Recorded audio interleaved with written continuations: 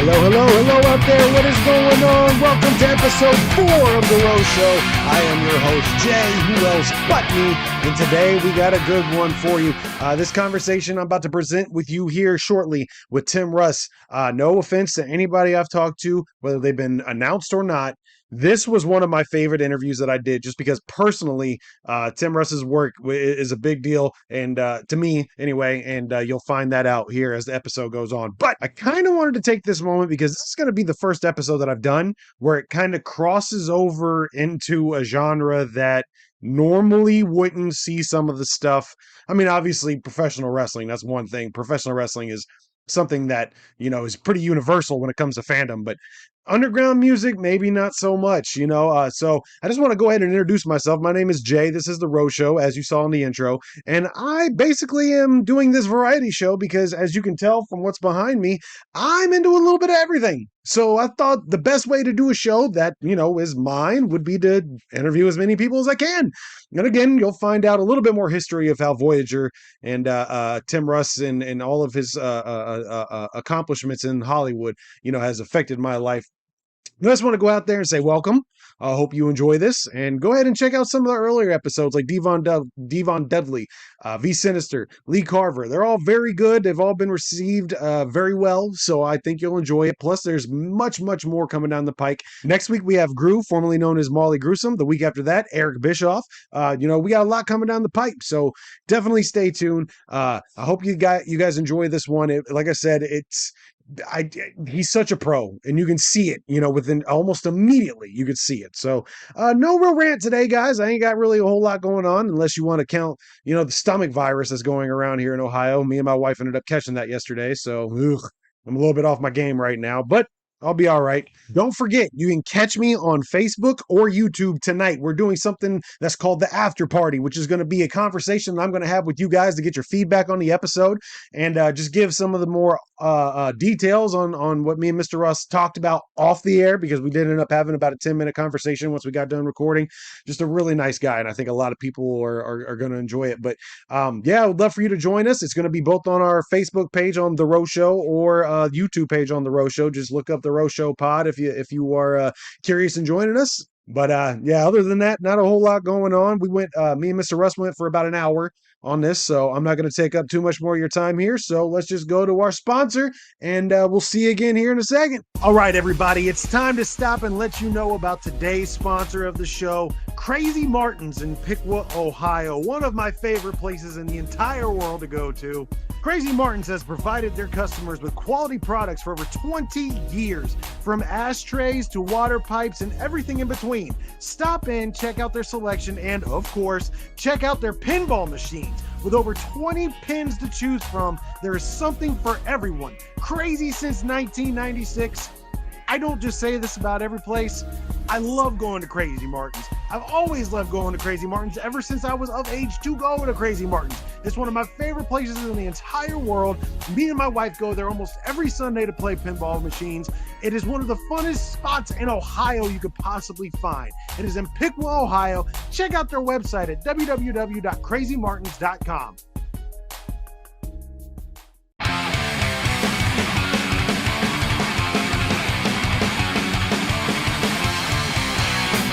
All right, everybody, my guest here today, very special individual to me. He's honestly a man whose resume is so long, I could literally sit here for the hour I have him and just list off the accomplishments that he's made. But I know him personally from his role as Tuvok on Star Trek, the man who ain't found shit in Spaceballs, and most recently in the hit video game Starfield that has completely taken over my life. He's played a couple different roles in that. The one and only Tim Russ. My man, this is an honor and a privilege to speak to you today. How are you doing this evening? I'm doing fine, man. Thank you for having me. Yeah, absolutely. Absolutely. Well, I'll just go ahead and jump right into it. Why don't you go ahead and tell us all a little bit about yourself, how you became interested in the performing arts in general, and just your overall backstory. Well, I grew up as an Air Force brat, so I lived all over the world, different countries, Asia, Middle East, and parts of the U.S. So When I was in high school, I took an acting class and I fell in love with it. Consequently, did a couple of shows, a couple of musicals while in high school. Had some major roles in those plays, and I was really taken in. I was enamored by the thrill of being on stage and working as an actor with an audience and things. So I decided to pursue it as a major in college, and went to school in Texas, which was really really good. It was an excellent program.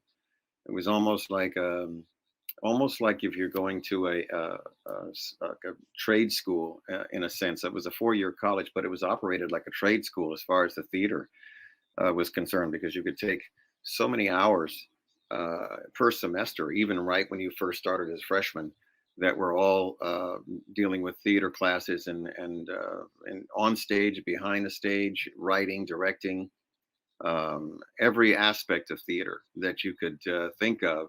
Um, and that program was designed to allow you, after 4 years, just having a bachelor's degree, you would have enough experience and knowledge to open up your own theater if you wanted to. And that was the goal. So I studied there, and then did some post work in Chicago and Central Illinois at Illinois State University, and then moved out to California.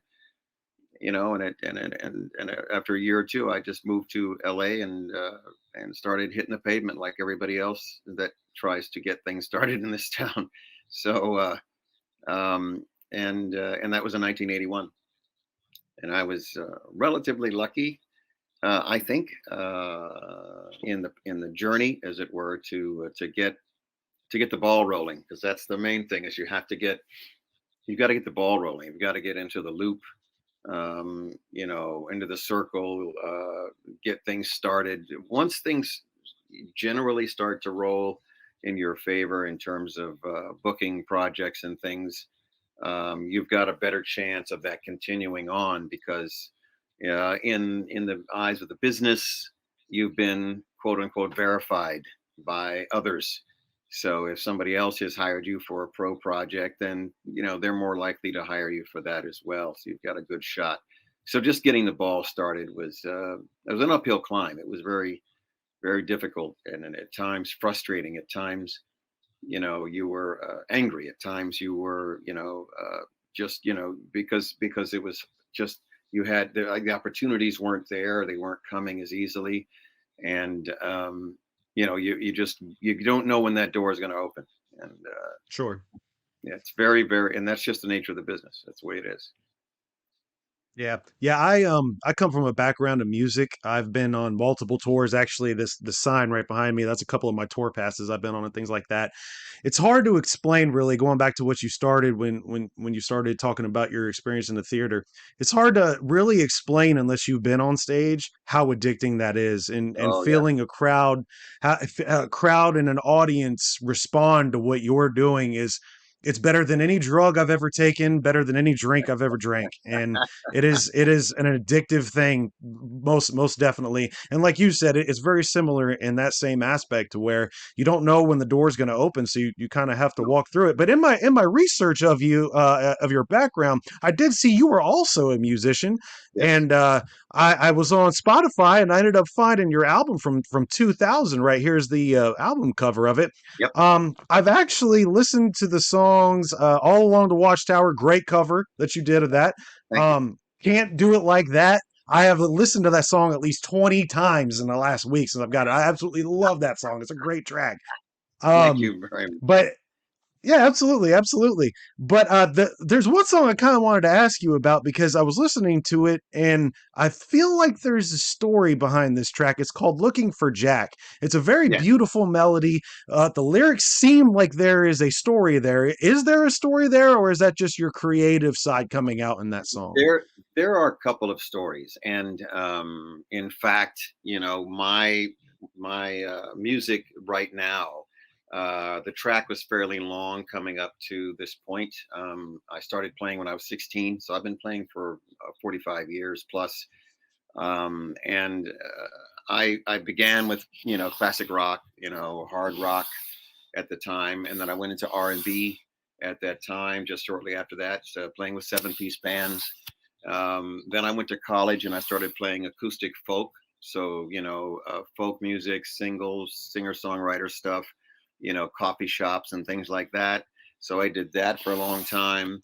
And then post college, eventually started playing top 40 when I moved to LA in order to support myself. So I was working 4 nights to 5 nights a week, doing 3-hour gigs and getting paid and paying the rent doing that. And that was all top 40. And from there, after that, I took a break when the acting kind of took off, and then came back to music later on. And now doing what I consider, what do you call, showcase sets. So we come in and do anywhere from 45 minutes to an hour and a half, shows, and encompassing a lot of the style is still sort of blues and roots music now, because I didn't play that much blues before, hardly any at all. But now I do a little bit more blues and roots music, classic rock, feel good stuff, and so and I take these, I want to say, B-side covers, songs that people have not heard of. They might be a soundtrack song on a movie, something that I picked up, and I'll flag these, and I'll take them and I'll rearrange them, and sometimes I'll mash them up and do two different songs together. So I take those and put them together for my set. Very particular about which tracks I perform live, or that I record. It's just certain songs, certain artists, and certain things that I hear and I like them.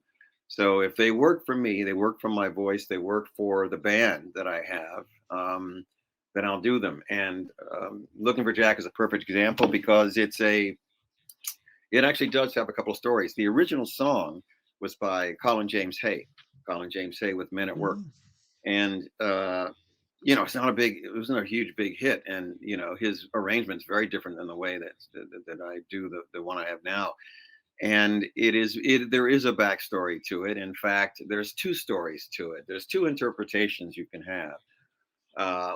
One is that it was actually inspired. There was a party in Malibu or something, and I believe the writer Colin James Hay was there, and he met Jack Nicholson, and he was a big fan of Jack Nicholson's.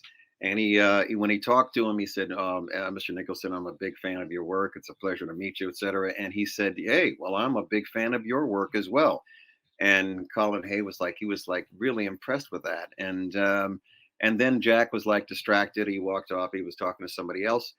And then later on in the party, he asked someone. I said, "Hey, where's Jack?"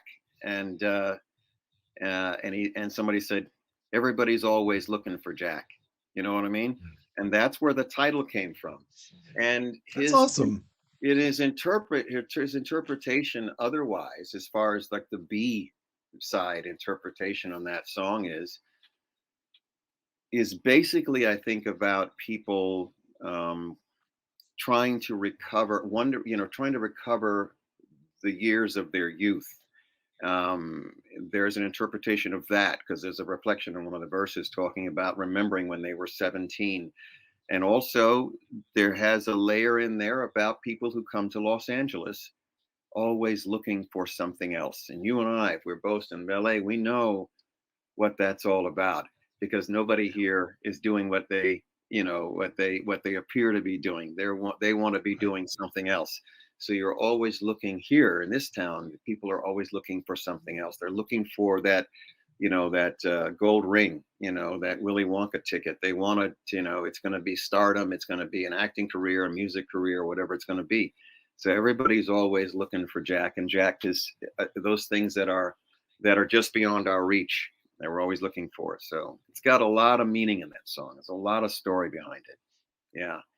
Yeah. And you definitely could tell it. Yeah. Are you playing an instrument in your music, or is you a singer? I sing. I was a co, I guess you could call us a co star of the band. There was two of us in general. Okay. So, but singing has always been my passion. My father sang in clubs for years and years and years and years. My mother is always really good. She's always had a great voice. Right. And being a front man is, just as I said earlier, Man, that high is just, oh, you can't let it go. So it was a great experience.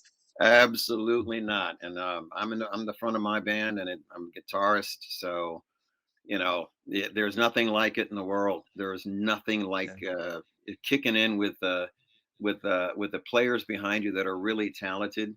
And Yeah. everybody's on the downbeat at the same time, and the accents, and the punches and the breaks and Yeah. the crescendos and the songs and stuff. And it's just, you can't beat that with a stick, man.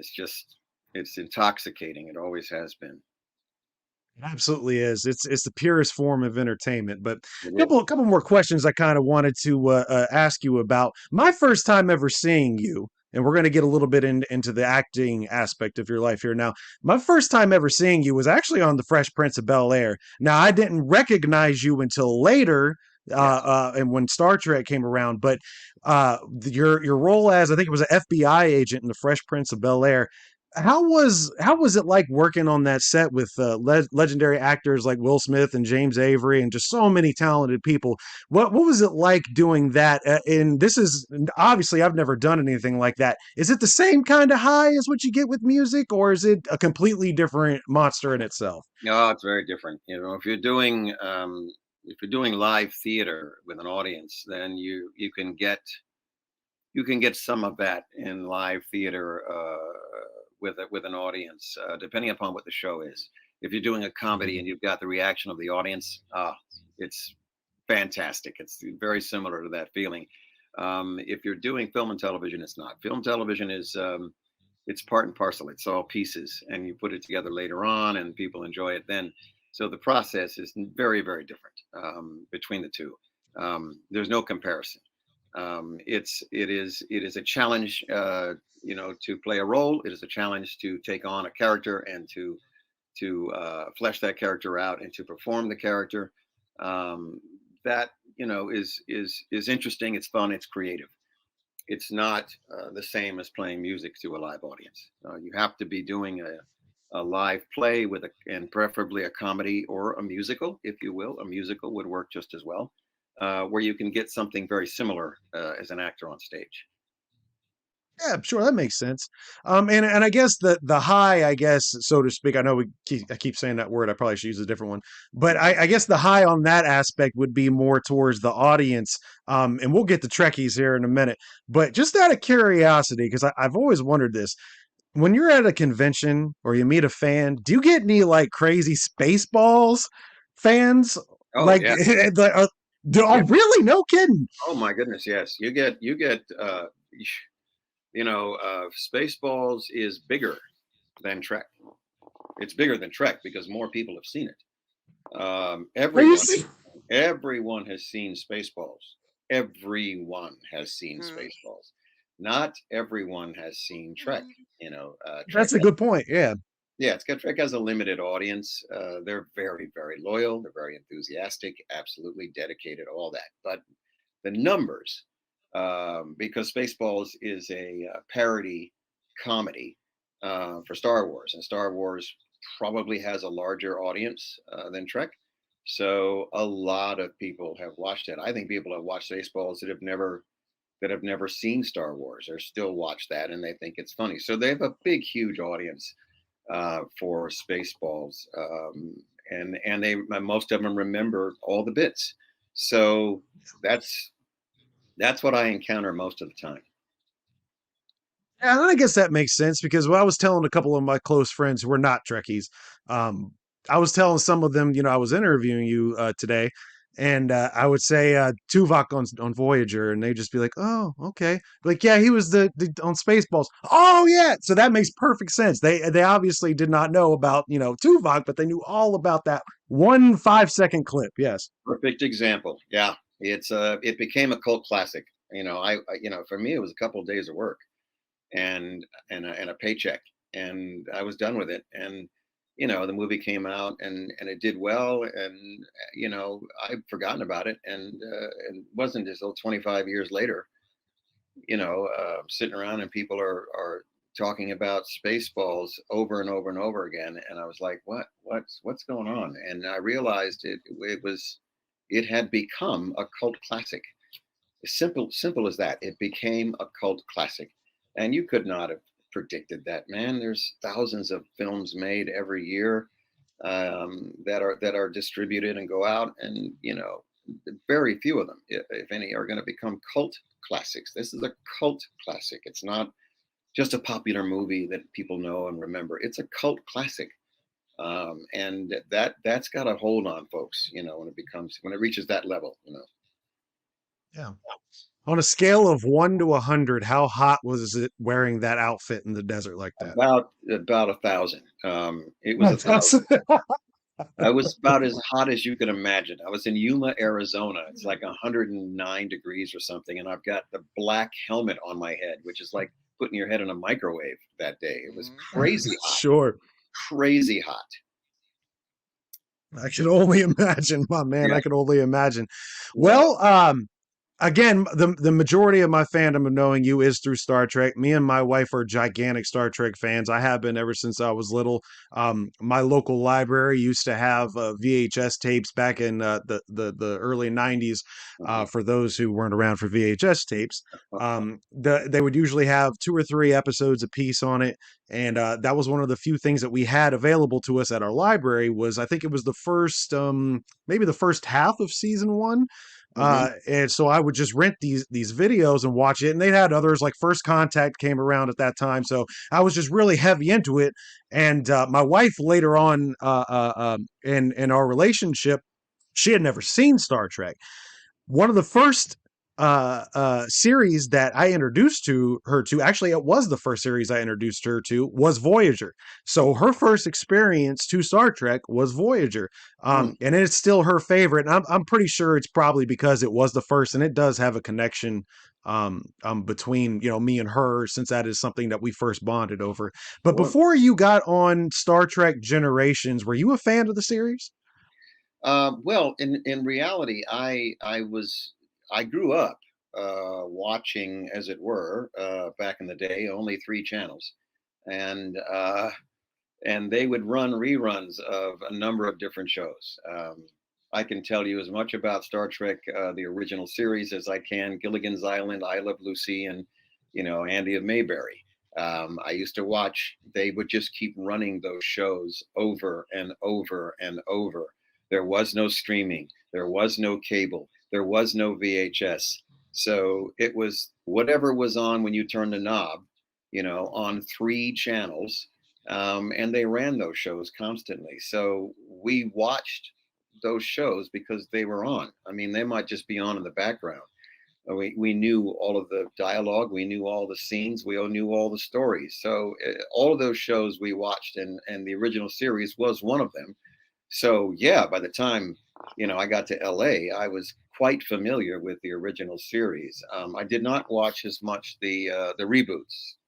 I watched maybe a couple, 3 episodes here and there. At that time, I was working a lot by the time that show was rebooted, and so I didn't get a chance to watch as many of them. I saw a few of the DS9, a few of the next gens, and the ones I saw that were the episodes I did catch were very good. But yeah, grew up just watching the original series because, well, that's what was on. Yeah, sure, that's fair. That's fair. Yeah. Well, even though, at the time, it was something you didn't really pay attention to, man, did the role you end up taking become a legendary role. It's Tuvok has always been one of my favorites, just the dynamic of watching him. Even though Tuvok is a Vulcan, he still evolves emotionally, and you can tell throughout the entire series that there's always that conflict, regardless of what's going on. And how exactly did you end up landing that role? Was it just something that was like, hey, I need a job, this is here? Was it any part of your fandom from watching the original series so much as a kid? Did that pull you, or how did that come about? Yeah, that was just I auditioned for the regular role on Next Gen, and I went in to read, and I think I only went in once. I went in once to read, um, and I was up against LeVar Burton for that role, and of the Mhm. engineer, and and he and Gene Roddenberry chose LeVar Burton for that role. The only recognizable name in that cast was LeVar. Everybody else was an unknown in the States. So so they chose him for that part, and then they brought me back to read for Deep Space Nine, for the Doctor's role, Sadig, and so after that they would bring me in to read for guest star roles on the series, and after about 2 3 years of going back and forth and reading for stuff, I finally booked one on Next Gen, and then Deep Space Nine, and then Generations, and sort of roll in. And then after having worked for the producers for 3 or 4 times, they brought me in to read for Voyager when Voyager was developed. They developed it while they were shooting the feature film Generations, and I was on Generations. So Rick Berman, the producer, said, "Yeah, we're working on a series right now that we're going to be, casting next year. We're interested in having you read for one of the roles." I said, "Yeah, give me a call when the time comes. I'll be there." And sure enough, that moment came, and it was in the summer of 94, 90, 94, 94, I think it was. And I went to read for it, and it was able to book it, simply because I was right for the role, So it was a 7 year span of time from when I first read for Next Gen all the way up to Voyager. 7 years that it took for all of that to coalesce into booking this role. Wow. That's wild to think about. Wow. Yeah, That's pretty crazy. yeah, Well, it I'm was not. definitely glad it did. Yeah, it was not an overnight thing. Yeah, rarely is, right? It rarely is. Yeah. But my first exposure, I guess, to Voyager was I was a huge wrestling fan in the late 90s, and I saw The Rock made a guest appearance on the show at one point in time, and Yes, that really caught my attention. And then I think later on, I don't remember what series it was, but I think Big Show at one point was on a show too. I can't remember if he was on Voyager or Deep Space Nine. I can't remember what, but I kept seeing all these wrestlers making appearances right. on Star Trek shows, and that's when I was first like, okay, I was always a big Star Wars fan, and obviously, as far as like the VHS and all that stuff, I did watch that, but I started watching religiously when I saw The Rock came out, and then I was hooked at that point after that. Right, right. Yeah, that was Yeah. kind of a kick to be able to have him as one of the guests on the show. I didn't get a chance to work with him that week, because the story was centered around Seven's character, so I didn't get a chance to actually work with him. I was in one of the scenes, or I was working on one of the scenes that was adjacent to him in the studio at the time, but we were not in the same scenes at all together. But that was a big score for those guys to get him on the show at the time. Yeah. Yeah, absolutely. Absolutely. Well, one of the episodes in particular that in my research, I found out one of my favorite episodes actually, you directed. That's one of the most, in my opinion, one of the most original episodes in Yes. all of Star Trek, not just Voyager, all of Star Trek, because it's not focused on anything that's going on at the moment. This is 700 years in the future. This has a story in a story, Right. and it's such a good episode. And again, it's just one of those things where I was like, I cannot believe Mr. Russ directed this. It's absolutely crazy to see things like that, and it's why I love doing podcasts and such, because I get to discover things like your music and the fact that you coincidentally directed one of my favorite episodes. What was it like Oh yes. sitting on the other side of the camera doing that? Yeah. It was the show was the title was Living Witness, was the title, Living Living Witness, Witness. which That's is, it. Yes.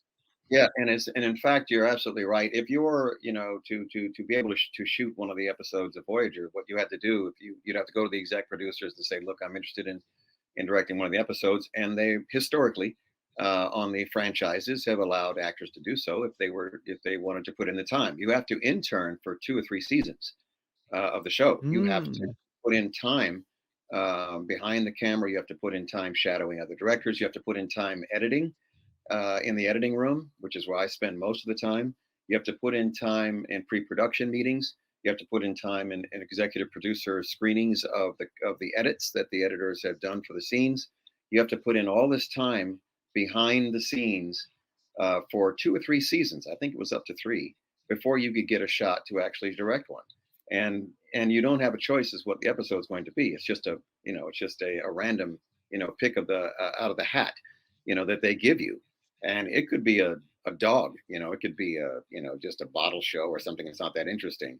I happened to get Living Witness, and I was absolutely thrilled to get that story. That story was amazing, and personally, it touches me personally because of the concept of of of history, because I'm a history buff as well, and the way that history is interpreted is usually written by the victors, the people who win.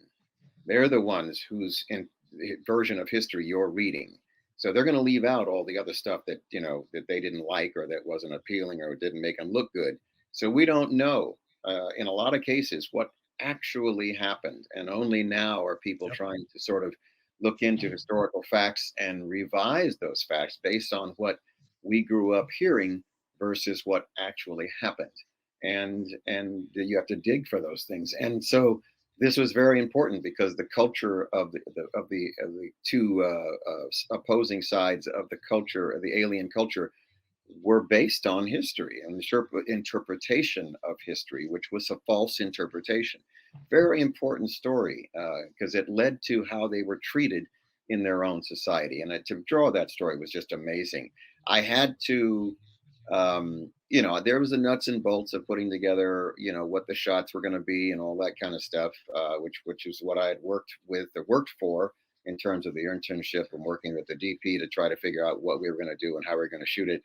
The interesting thing was in that episode that our cast members had to play the darker sides of themselves. And that was something that was very interesting because we had never done that before or since on Voyager, to play the evil side of ourselves. So I was coming to work the very first day, and I think the very first scene I had was with Kate Mulgrew in her ready room, and then on the bridge, and everybody brought their dark side, to the set. They all came with their version of the dark side. I didn't have to give them any notes. I didn't talk to them about it beforehand. I just showed up and they came in and they delivered, this sort of dark side, a dark version of themselves. And that was just the biggest kick that I could imagine. Just so much fun to be able to see what each one of them was going to bring. They did a little bit with hair and makeup, and obviously the costumes were a little bit different and things, but it was very cool. And that was the biggest thing that was for me on that episode, for as far as shooting behind camera. Everybody came to the set and everybody did what they're supposed to do. The advantage of working with your cast that are regulars is that they're pros and they know their characters. So the only other people that I would work with otherwise would be the guest artists, the guest actors, one of whom I knew personally, and I was able to arrange for her to be on the show to get a chance to read for the show. And the other man that played the lead actor on one of the alien side was great. So I got a chance to work with these folks, and they were very good. When if you're dealing with professionals, man, they show up and they do their jobs, and you don't have to do a lot of work to carry it out.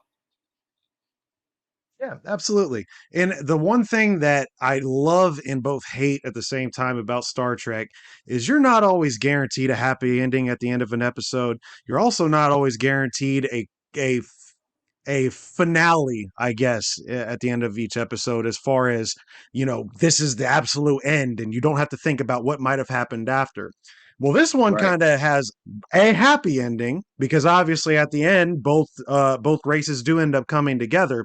And there's also that lingering thought of, did the doctor make it back to Earth? And we'll Yeah. never know unless somebody were to write a book that's, towards that part of the series, which I wish they would, because that is something at the end of every time I watch that episode, I'm always like, man, that is a story in itself right there. The Right. doctors travel back to Earth. Right. Yeah. Yeah. You don't. there's a couple of episodes here and there where that might not end on a happy upbeat. That might be a little bit darker. The Tuvix episode is an example that people are enamored with and debate about all the time and always ask me about, because it's, an unfortunate thing that the captain has to decide to do. And, but understandable under the circumstances she is. And she's the captain and the only one that can make that decision. So it's not the happy, we're going to go dancing down the aisles. Mhm. We solve the problem sort of situation. It's vague. It can be interpreted a couple different ways.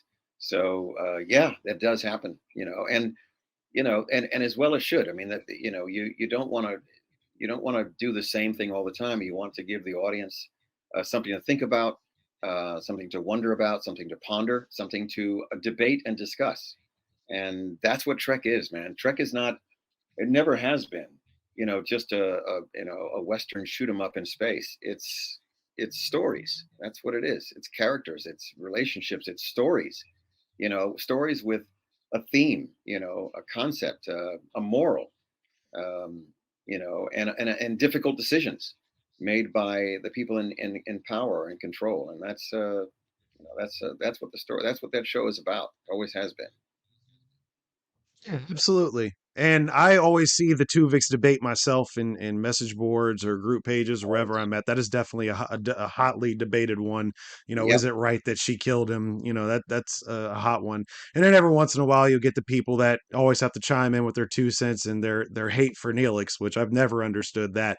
To me, I think there's always one character that any fan base of science fiction has to hate. In Star Wars is Jar Jar Binks. I Yep. didn't know anyone hated Jar Jar Binks until I joined Facebook. I had no idea. I loved him. Same thing with Neelix. I don't understand the hate for Neelix. So that's another part that people I like to talk about. I it's casting and characters, putting together characters in a project is what the term I use is alchemy. It's a process of alchemy. It's not entirely mechanical. It's not entirely intellectual in terms of how the choices are made. It is taking pure elements, diverse elements, and putting them together to make a pure element, gold or a diamond or silver. You're putting these things together to make the really precious element. And sometimes that works really well, and sometimes it doesn't work very well. But most of the time, it works pretty well. And there's a chemistry, there's a dynamic that works. The characters work within the concept of the story. Everything comes together, and it's a process of alchemy. It's almost like magic. It's not something you can necessarily put your finger on. It's opaque, in its nature, and most of the time it works. On a rare case, it may not work. The networks and things, particularly the television projects, they all do focus groups. They always do tests on audience. I'm pretty sure they still do it today. They certainly did when I was working on Voyager and before that, to test to see what the audience reaction is to specific characters in a show. So they'll show them a few scenes of the show or whatever that they've already taped, and these are the pilots usually that they shoot. And it's mostly the networks that do this. And they'll get their reaction and say, well, who do you like? Who do you like? And they just make a score between 1 and 10 of which character they like. And if that character score is very low, they'll replace them or they'll rewrite them. And that'll be it for that actor, as far as having a chance to work on a series. And they'll also judge the show itself. So they test these things often before they actually put them out there. I don't know if the streamers do it as much, but the regular ABC, CBS, NBC networks, they typically will do those kinds of tests. And I don't think Voyager, when that was on UPN, it was the United Paramount Network, I think. I don't think they did a test for Voyager. I think it was just up to the exec producers whether they liked this or liked that. Since they had already a track record of series that have been on and ran for 7 years each, they were pretty confident going into Voyager. So I don't know if they did a test or focus group on all the characters or not, because the fan base is very different than it is for, I guess, a random comedy or a random cop show or something like that. It's a very specific fan base. So it's Trek. they've already got their built-in audience. They don't have to worry about, trying to grab other people, because that ain't going to happen. You either like Trek or you don't like Trek. And very rarely do people who watch certain other types of shows cross over to Trek.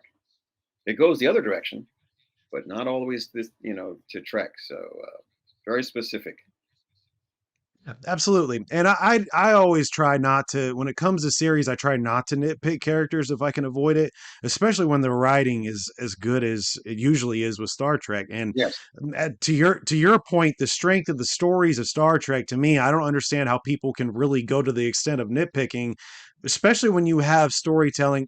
In my personal opinion, Deep Space Nine, the Dominion War, not just in Star Trek, not just in science fiction. That's some of the best writing in television history. The Dominion War and exactly how important the story and the up and down between, the heartbreak and how the struggle. You couldn't ask for a better television show. So I can't watch something of that caliber and go, oh, the doctor irritates me, or just whatever it might be. It's so good. I don't understand why people would focus on stuff like that, but I that's just agree. me. Yeah, I agree. I'm trying to think of this.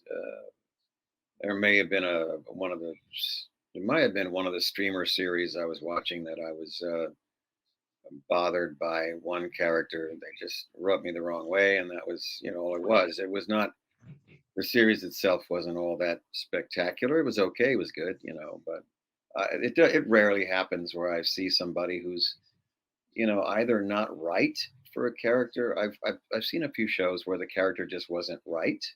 I didn't believe that they would be that character. You know what I'm saying? So Right. it was Yeah. more or less like, they, first of all, there was, they were a nuclear physicist or whatever, and they're like 22 years old. And I'm like, that's not, I'm not buying any of that.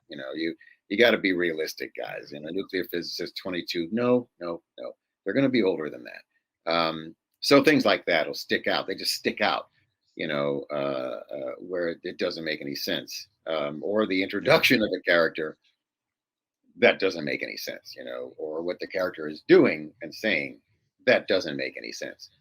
That sticks out to me more so than, whether they're physically, they have a tick or something about them, in terms of series. So yeah, it's not that I'm in agreement with you. I don't notice it as much because usually they're pretty spot on with how they cast these shows.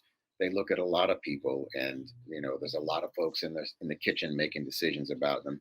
So by the time they get there, they're usually, especially for series, they're casting an archetype. A lot of times they're Yeah. archetypes. I can tell you, Sure. everybody on the Voyager cast is just like their characters. They're all just like their characters. I know them. I worked with them for 7 years. So I know their personalities. They are just like their characters. So how much of a stretch is it to go from who you are to playing who you are like? You know what I mean? That's what Yeah. that is. Absolutely. Yeah. Yeah. Yeah. Do you have any specific episodes of Voyager that are your specific favorites? Whether it been, as you said, I guess this is new information to me that you had to do editing before you could direct. Is there anything when it comes to writing, the editing process that you were a part of? Is there any specific real episodes that stick out to you from that series in general? Yeah, I mean, I obviously the episode that I got a chance to shoot is literally one of my favorites. I also liked the origins story. I thought was fascinating because it had to do with evolution, human evolution. That's always a fascinating scientific, sort of even contemporary science study that's ongoing. And it was just, they sort of wrestled with that concept. I thought was great. Um, Interesting episode with Chakotay when he was indoctrinated. He was stranded on this planet. He was indoctrinated by these human-looking aliens, and he was indoctrinated into their clan as a terrorist fighter, fighting against these bad guy aliens who were doing all these horrible things to them, and they had to be on guard. They had to be aggressive. They had to go after them because they were so terrible. And it turns out that the aliens were the ones that were being terrorized by the humans. and so he was actually on the side of the bad guys. Very cool. I got a chance to play a major role in one of the episodes dealing with the young children who were who were on this planet, left alone on this planet to die, basically, and they were, in fact, we interpreted the fact that they might have been left there by their adults, as offspring, to perish. And then we're thinking, well, what civilization would do that, to their children? How do they flourish as a culture or civilization if they're taking their children to die on a planet, just leaving them to die? Well, it wasn't. They were the elders, and they were getting younger and younger in reverse. And that is one of the things that Trek has, that in terms of storytelling, where they Yes, mess absolutely. with your norms. They twist what you consider normal, what you consider, every day. They take what you're used to and they turn it on its head, and they give you an entirely different perspective of what's happening. And that's what the stories of Trek are all about, making that really difficult decision, or dealing with something, a perspective of the way people live, the way the culture is. It's a reflection, which Roddenberry wanted to do. It's a reflection of the way we live on our planet. I mean, if we go to, a tribe in the Amazon and live with them for a week, you damn well better be sure it's not going to be anything like you're used to in the States. It's just, to encounter this culture. How do you communicate with them? Because you got to do that. How do you live with them? How do you get along with them? You have to understand the way that they see things is very different than you do.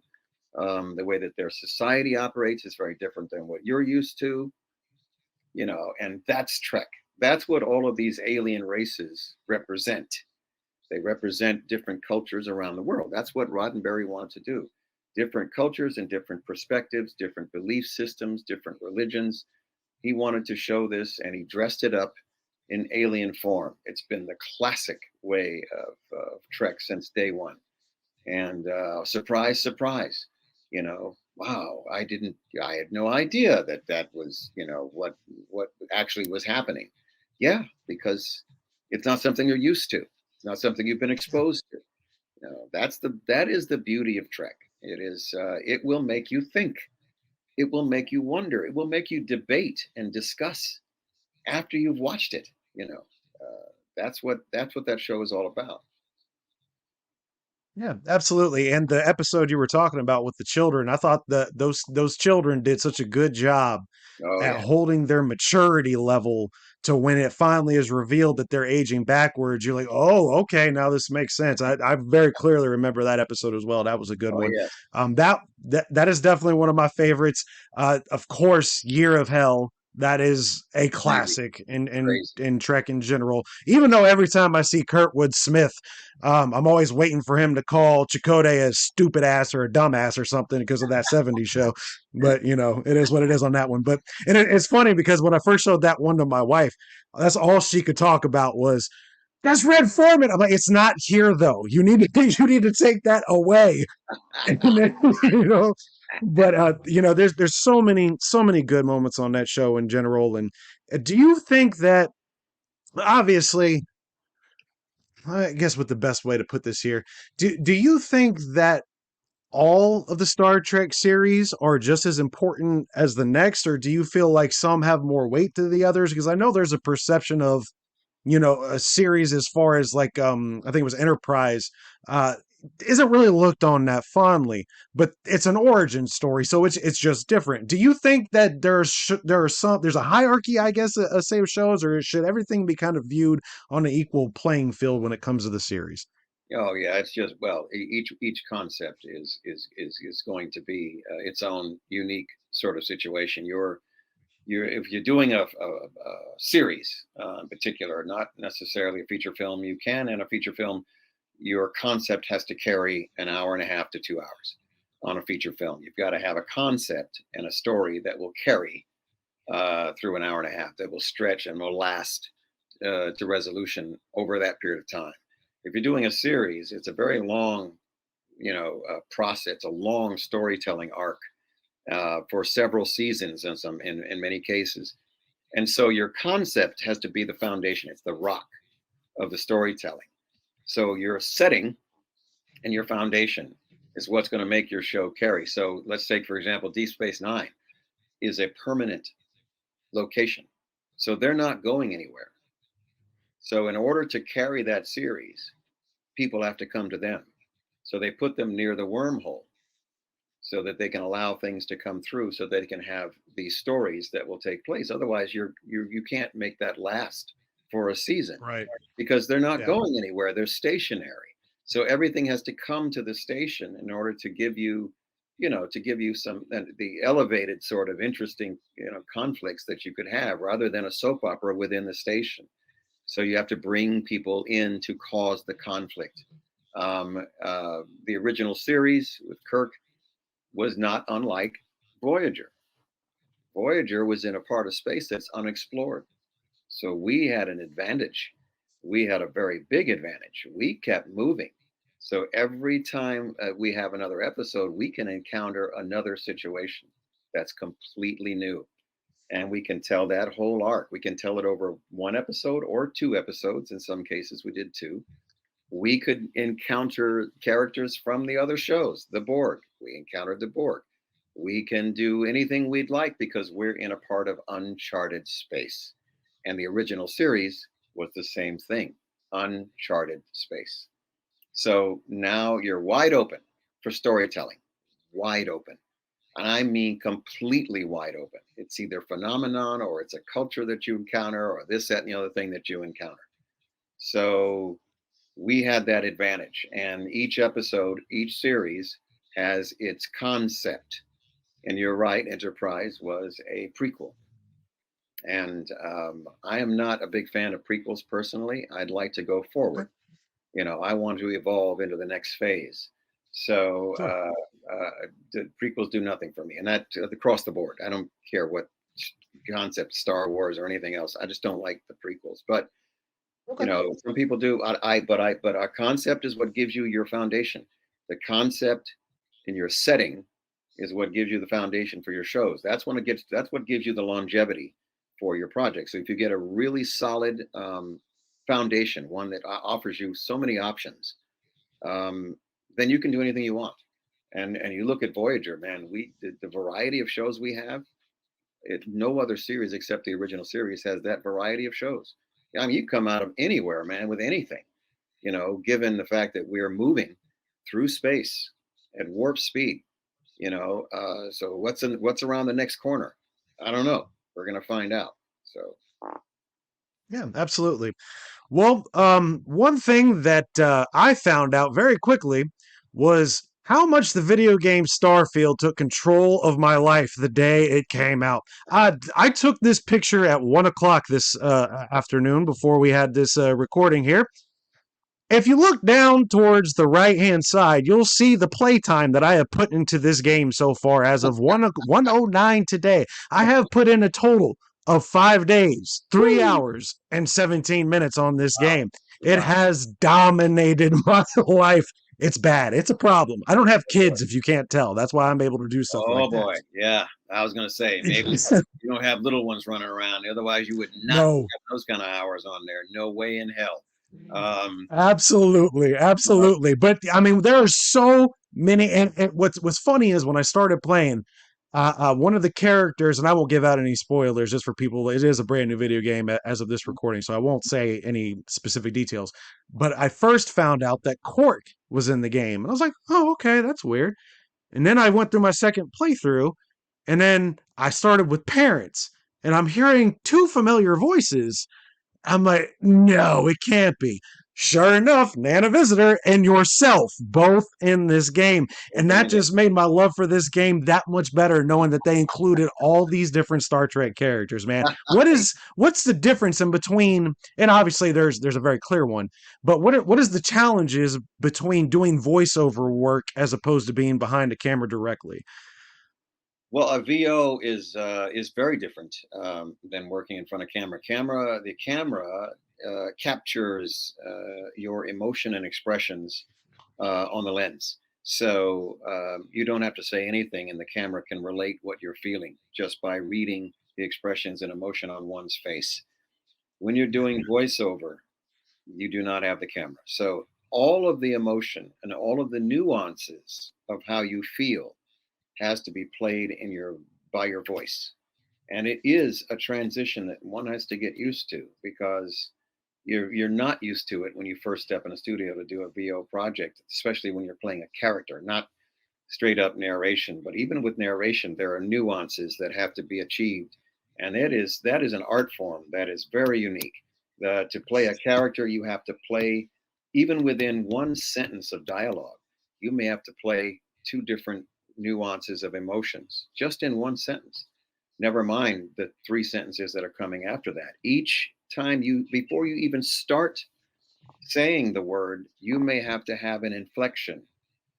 It may be a sigh or a grunt, or it may be something else. It's just coming into the line. The attitude has to be crystal clear. Otherwise, the audience doesn't know how you actually can't see your face. So all they can do is Yeah. hear you. So you have to be very clear about what you're feeling as that character in that moment in time. That's the trick. You have to really focus on doing the dialogue and bringing that to life. And you'll end up, when you're doing in recording sessions, you'll end up doing multiple takes of just one line, until you get it, you tweak it one way or the other, and you're going to get directing notes on one way or the other. And says, can you bring it up? Can you bring it down? Can you do a little bit quicker? Can you, show this or show that? It's tedious work. In many cases, it can be very tedious. I've done some animation voiceover work, which I really enjoyed. And again, it's a lot of work, man. The director's back there just pounding on it, trying to get you to do, try this and try it that way, try it this way, try it that way, and they pick and choose what they want when the time comes. So there's a lot of work in VO, very different than working on film, like leagues different. Okay. So as we wind down here, and you don't have to do this if you don't want to, and you can tell me to shut up and move this along as we go to the end. But I have to let my fandom kick in just a little bit here. Yeah. And I will completely remove this from this part of the show if you don't have any interest in moving forward here. Can I ask one favor from you? Yeah. Will you, as Tuvok, look into the camera and say, Captain, we ain't found shit. Just one time for me. Yes, absolutely. Captain, we ain't found shit. Yes. Ah, my childhood inner self is screaming right now. Thank you so much, Mr. Russ, for taking the time to talk to me today. It's been an absolute pleasure and an absolute honor. Thank you so much for all the work you have put out that has given me so many years of enjoyment. Again, it's something that me and my wife bonded over. I can't explain to you how much of a role, even though we've never met in person and never spoken before today, how much of a role you've played in my life. I'm going to go ahead and turn this last couple of minutes over to you. If there's anything you'd like to plug in specifically, the floor is yours. Yeah, I assume you wanted that "We Ain't Found Shit" read as Tuvok. Yes, that was absolutely what I wanted. I can't say that I've had anybody ask me to do that before, but there you go. That's good. Yeah, no, I'm working right now. I'm slated to direct a feature film in February of next year called Curse of Koche. It was supposed to shoot this year, but the strike, of course, set everybody back. So it's supposed to roll in February of next year. I'll be directing that. It's a really cool sort of supernatural thriller. Doing that, still performing at least once or twice a month in Los Angeles at the Kibitz Room with my band. And I enjoy doing that a great deal. I can't tell you how much. And right now, directing a web series called 12-Sided Die. And this is the second season of that show. The first season of the show is running right now on YouTube. And I think a couple of other places as well. And this is the second season, so I'm directing episodes. The second season of that show, 12-Sided Die, which is a really fun comedy dealing with gamers, people who play the board games, the role playing games, and it's very funny. Group of people who are just off the wall and crazy, but it's a very cute story, very well written, very well performed. So directing that as well, and that will be out probably 12-Sided Die will be out in 2024. But the first season is on YouTube, and people can watch the first season and check it out. So. Awesome. Well, again, thank you very much for your time today, my man. And it's been an absolute honor and a pleasure. Thank you very much for having me. I appreciate it. Take care of yourself now.